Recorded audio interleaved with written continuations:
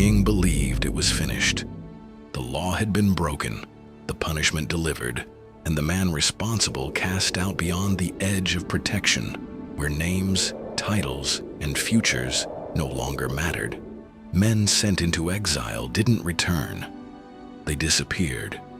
But this one didn't.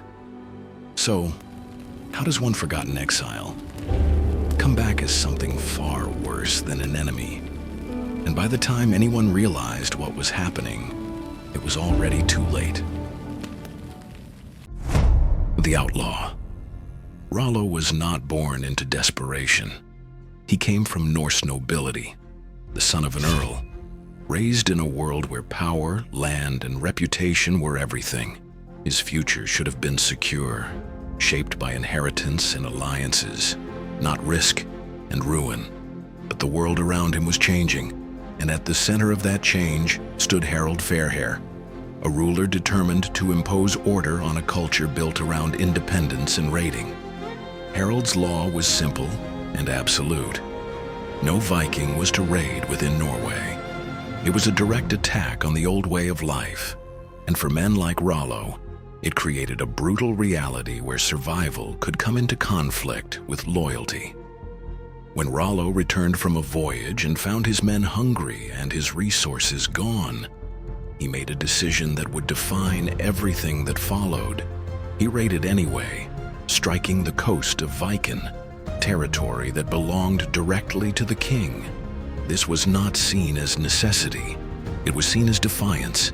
At the Thing, an assembly of nobles and warriors where laws were spoken and judgments passed, he was declared an outlaw. There was no negotiation, no path to redemption, no quiet exile that could be reversed with time. Rollo was cut off completely. A man without protection in a society where that meant anyone could kill him without consequence. For most, this was the end of the story. For Rollo, it was the beginning of something far more dangerous, because a man who has lost everything is no longer bound by fear of losing anything else. The terror on the Seine. Rollo did not disappear into obscurity. Instead, he moved with purpose, gathering men who were just as desperate, just as displaced, and just as willing to risk everything. These were not farmers or settlers looking for stability. They were fighters with nowhere left to go, drawn to a leader who had already crossed a line most would never dare approach. He led them west, toward a kingdom already unraveling. By the time Rollo arrived, the lands of the Franks were exhausted from decades of Viking incursions.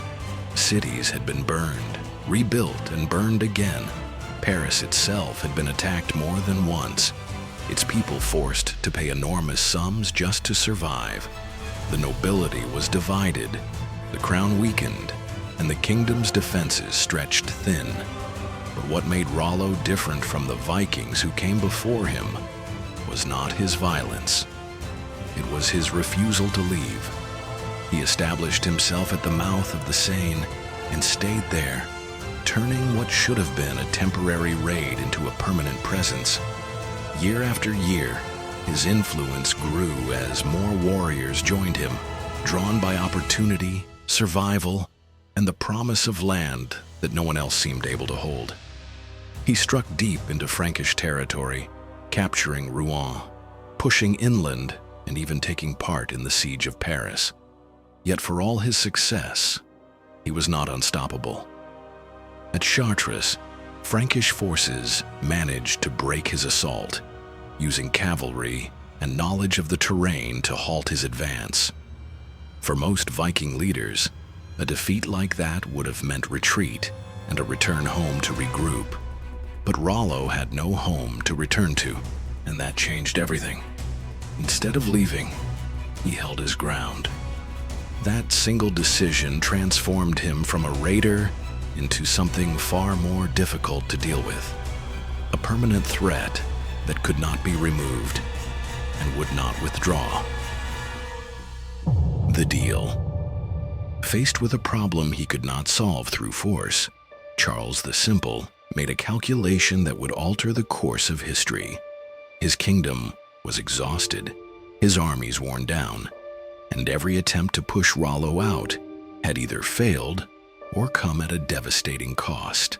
Continuing the fight promised more loss with no guarantee of success. So he chose negotiation. In 911 AD, at Saint-Clair-sur-Epte, the Frankish king and the Viking outlaw met to discuss terms. Charles offered Rollo land along the northern coast, a region that had been repeatedly attacked and was notoriously difficult to defend. In exchange, Rollo would convert to Christianity, swear loyalty to the king, and use his forces to protect the territory from further Viking incursions.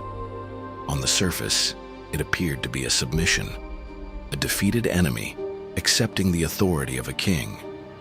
But that interpretation ignores the reality of the situation. Charles was not simply granting land. He was acknowledging that he could not remove Rollo by force, and that the only way to stabilize his kingdom was to turn an enemy into an ally. Rollo, in turn, was not surrendering.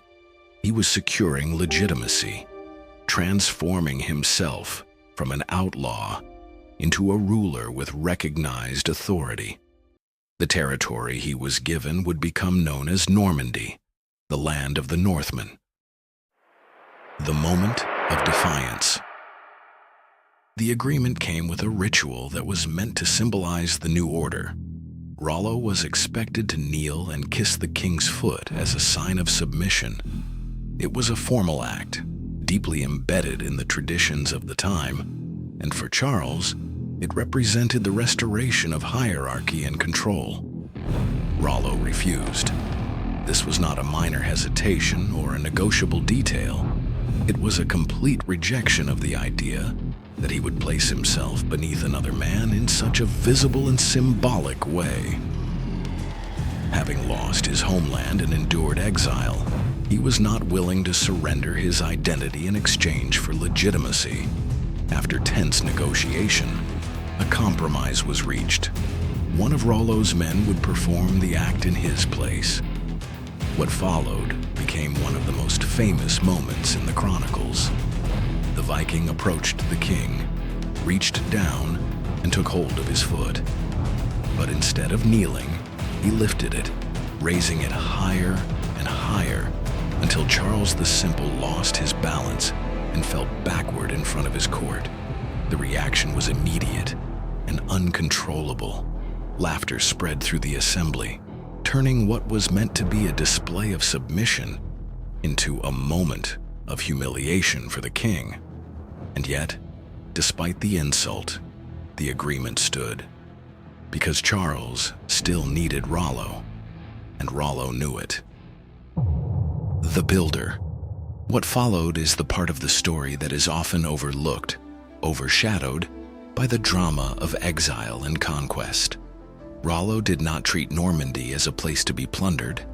He treated it as something to be built.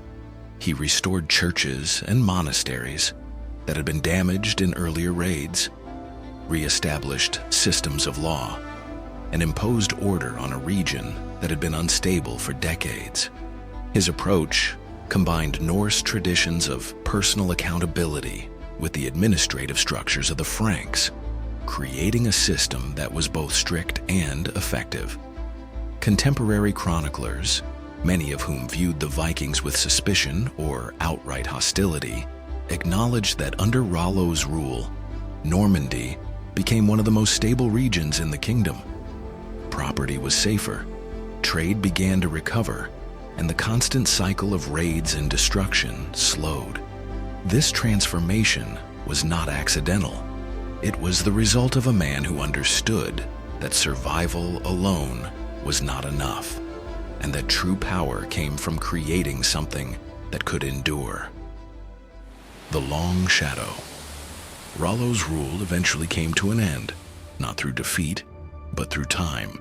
He passed control of Normandy to his son, William Longsword, establishing a line of succession that would carry his legacy forward. Generation after generation, that legacy grew. What began as a desperate attempt to survive exile became a structured, expanding power base. The descendants of an outlaw consolidated control, strengthened their position, and integrated themselves into the political landscape of Europe.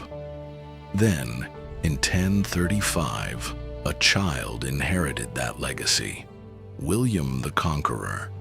He was not born into stability.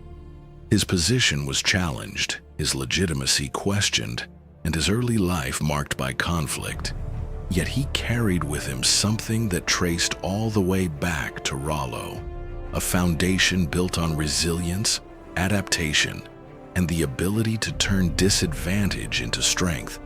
In 1066, he crossed the English Channel and faced the English king at Hastings. The outcome of that battle changed the course of history, as William emerged victorious and claimed the throne of England. With that single event, the bloodline of a man once cast out as an outlaw became part of the ruling lineage of one of the most powerful kingdoms in Europe.